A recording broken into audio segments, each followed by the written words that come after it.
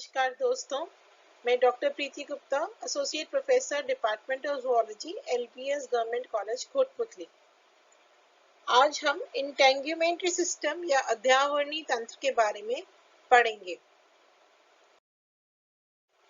अध्यावरणीय तंत्र या इंटेंग्यूमेंट्री सिस्टम, इस तंत्र में स्किन, उसके डिफरेंट लेयर्स और उसके डेरिवेटिव्स जैसे हेयर, नेल्स और ग्लैंड्स के बारे में हम पढ़ेंगे। स्किन हमारे देह का सबसे बड़ा ऑर्गन होता है। हमारे टोटल बॉडी वेट का 15% भाग स्किन का बना होता है।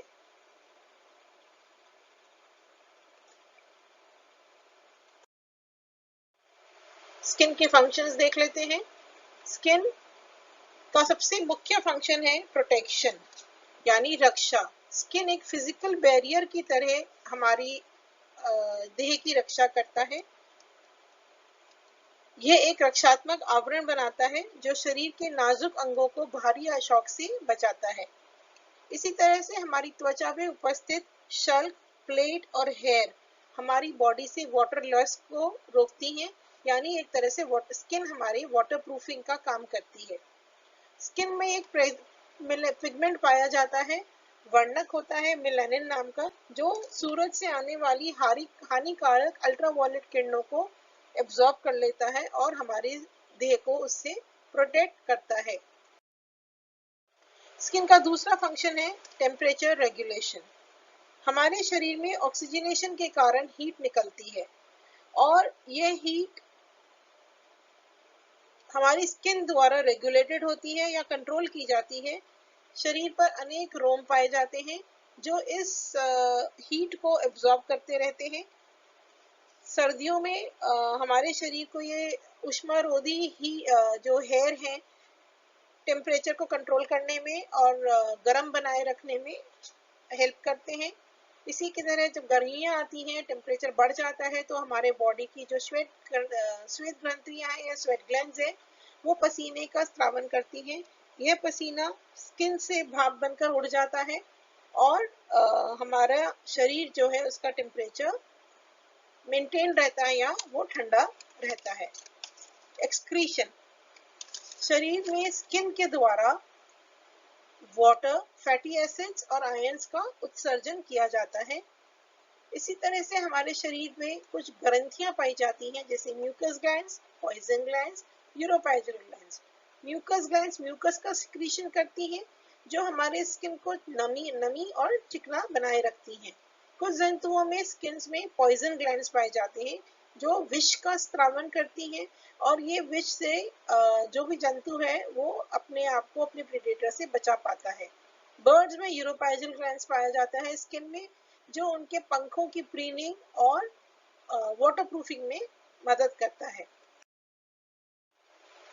स्किन के द्वारा विटामिन डी का सिंथेसिस होता है, यानी मेटाबॉलिज्म क्रिया में स्किन हेल्प करती है।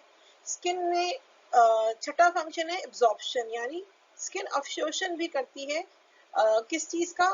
जैसे हम जो भी स्किन में जो भी लोशन, क्रीम, तेल आदि लगाते हैं, तो उनमें उपस्थित विटामिन ए, ई और के और तथा स्टेरॉइड हार्मोन्स का एब्जॉर्प्शन स्किन द्वारा कर लिया जाता है।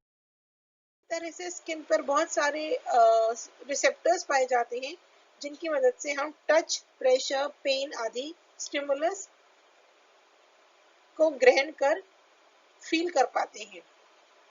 अब हम देखते हैं different types of layers of the skin. जैसा कि आप जानते हैं, स्किन में मुख्यतः दो लेयर पाई जाती है।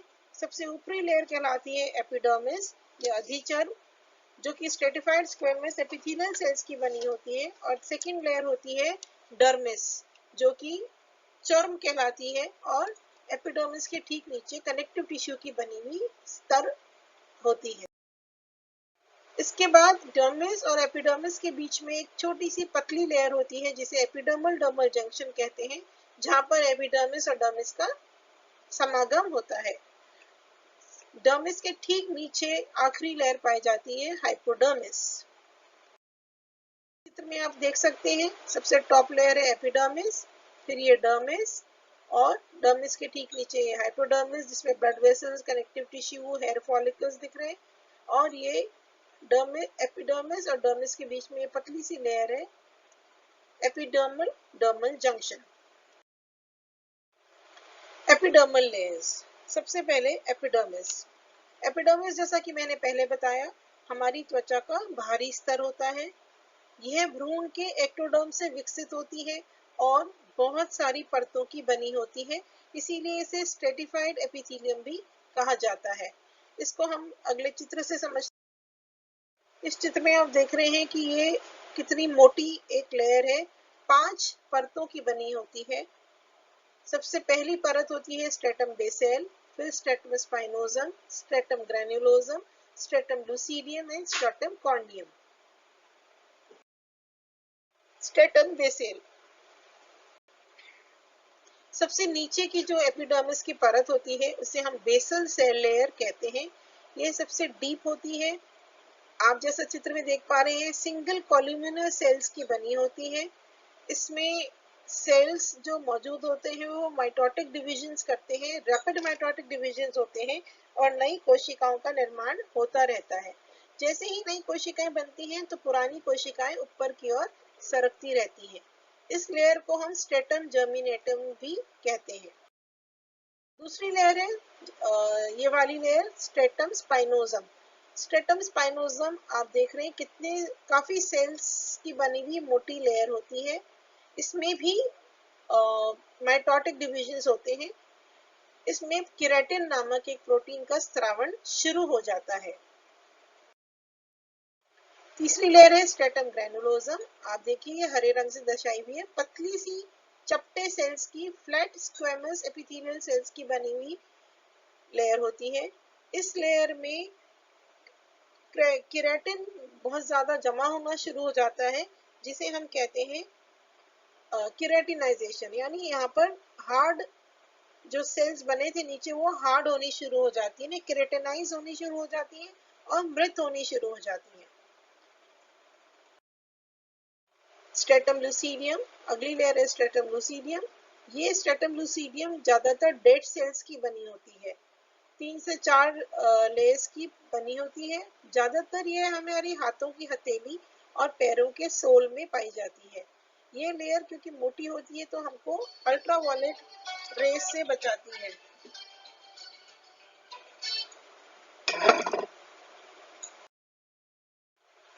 उसके बाद stratum corneum. Stratum corneum cells are the cells filled with keratin.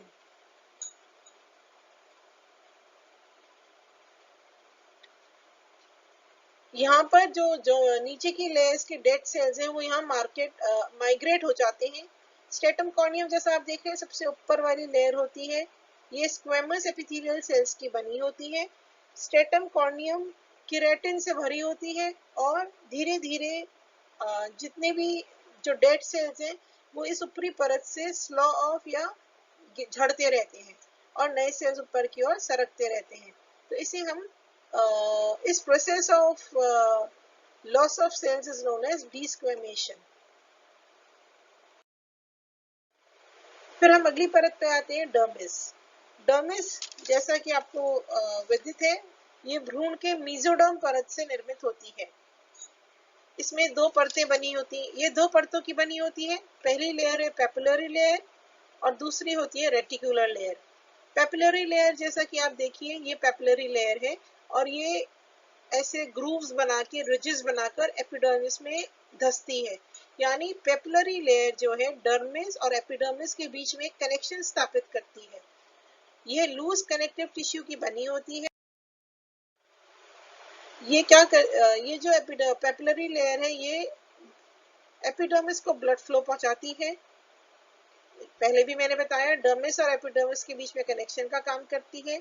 इसमें सेंसरी टच रिसेप्टर्स होते हैं, जो हम ग्रिपिंग करते हैं वो इस लेयर की मदद से करते हैं और जो हमारे फिंगरप्रिंट्स बनते हैं वो भी इस पेपिलरी लेयर की वजह से बनते हैं। फिर सेकेंड लेयर आती है रेटिकुलर लेयर। डर्मिस का लोअर भाग है रेटिकुलर लेयर। इसमें ज्यादातर हमारे lymph vessels, sweat glands, smooth muscles और हेयर फॉलिकल्स पाए जाते हैं। इसमें प्रेशर सेंसर्स भी पाए जाते हैं। फिर आती है लास्ट लेयर हाइपोडर्मिस। हाइपोडर्मिस जैसा कि है दिख रहा है डायग्राम में, एडिपोज टिश्यू से बनी होती है, नहीं वसा के सेलों से बनी होती है, प्लस लूज कनेक्टिव टिश्यू इसमें पाए जाते हैं। तो इसका मेन काम होता है हीट को कंजर्व करना, स्किन को नीचे की लेयर से कनेक्ट करना। इसमें blood, lymph, base of hair follicles और स्वेट ग्लैंड्स पाए जाते हैं। ये लिपिड स्टोर करती है। और इसकी इम्पोर्टेंट बात यह है कि इसको हम सबक्यूटेनियस टिश्यू भी कहते हैं। तो डॉक्टर्स जो भी इंजेक्शन कहते हैं सबक्यूटेनियस इंजेक्शन लगा रहे हैं, वो सबक्यूटेनियस इंजेक्शन इस हाइपोडर्मिस में लगाया जाता है, क्योंकि यहाँ पर ब्लड की रिच सप्लाई पाई जाती है। Colour of the skin. हमारी स्किन का जो कलर है वो 3 पिगमेंट्स द्वारा निर्धारित होता है। पहला है मेलानिन पिगमेंट, दूसरा हीमोग्लोबिन और तीसरा कैरोटीन। मेलानिन पिगमेंट जो है वो ज्यादातर उसकी कॉन्सेंट्रेशन से हम काला या गोरा या ब्राउन कलर निर्धारित होता है। ये दो तरह का है, यूमेलानिन एंड फिनोमेलानिन। यूमेलानिन से हमारा डार्क कलर आता है या ब्राउन पिगमेंटेशन आता है। फिनोमेलानिन से रेड येलो कलर पिगमेंट या आता है, जो कि गोरे लोगों में दिखाई देता है। हीमोग्लोबिन जैसा आप जानते हैं एक रेड वर्णक है, जो कि रेस्पिरेशन के लिए ऑक्सीजन को ग्रहण करता है और बॉडी के डिफरेंट भाग में ऑक्सीजन को पहुंचाता है। पर ये हमारी स्किन को एक रेड कलर भी देता है, क्योंकि जहां जहां पर ब्लड वेसल्स स्किन के पास ज्यादा कॉन्सेंट्रेटेड होती हैं, वहां पर हमारी स्किन लाल नजर आती है, जैसे लिप्स। तो हीमोग्लोबिन हमारी स्किन को रेड कलर प्रोवाइड करता है। कैरोटीन एक पिगमेंट है जो ऑरेंजिश येलोविश कलर का पिगमेंट है और त्वचा को येलोविश ऑरेंजिश कलर देता है। यह हरी पीली सब्जियों से हमें मिलता है।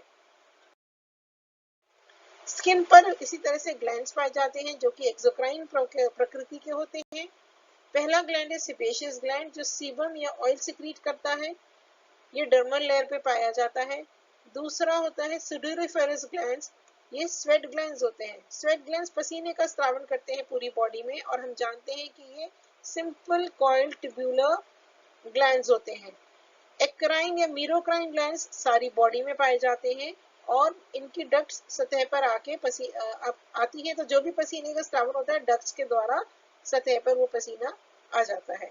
और एपोक्राइन ग्लैंड्स जो है ये हमारे बगलों में और ग्रोइन में पाई जाती है, इसलिए वहां पर जो भी पसीना आता है वो एपोक्राइन ग्लैंड स्वेट ग्लैंड्स की वजह से आता है। ये था हमारा स्ट्रक्चर के बारे में, बेसिक स्ट्रक्चर ऑफ स्किन। अगले लेक्चर में हम स्किन के डेरिवेटिव्स और उनका डेवलपमेंट पढ़ेंगे। Thank you.